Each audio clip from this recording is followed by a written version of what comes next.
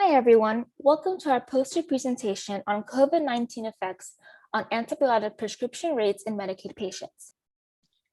COVID-19 is an airborne disease caused by the SARS-CoV-2 virus. About 72% of patients diagnosed with COVID-19 received antibiotic of some sort, when only 8% had microbiologically confirmed infection. Due to the COVID-19 pandemic, we hypothesized an overall decrease in the number of antibiotic prescriptions in 2020 compared to 2019, with the highest number of prescriptions in states with the most COVID-19 cases.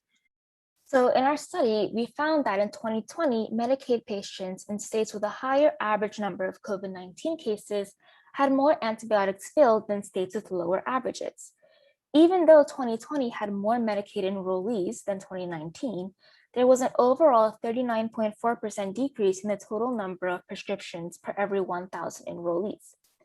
In Figure 3, you can see a slight correlation between the average number of COVID-19 cases per state and the total number of prescriptions filled for every 1,000 enrollees.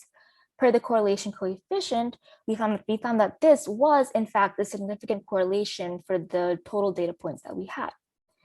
In Figure 2, you can see the distribution of average COVID-19 cases across the US. And after creating this geomap, our group thought it was interesting how the southern regions of the United States, for the most part, had a lot more COVID-19 cases than the northern part. So further analysis on this could be done. In Figure 1, you see the average prescriptions per every 1,000 enrollees per quarter, and we compare 2019 to 2020. So as you see, in 2020, there was a slight spike in the usage of amoxicillin and azithromycin.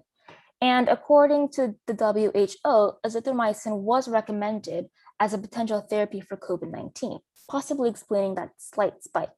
However, amoxicillin was more likely to be used specifically for patients who were hospitalized for COVID-19 and developed additional bacterial infections while staying there.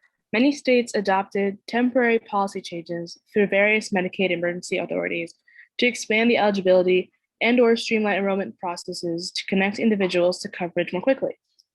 However, states experienced higher Medicaid enrollment while simultaneously having less staff and resources. During the pandemic, adults in households with job loss or lower incomes report higher rates of symptoms of mental illness, 53%, than those without job or income loss, 32%. People who had COVID and have post-COVID structural lung damage have an increased risk of colonization and infection with antibiotic-resistant organisms. Thank you so much for listening.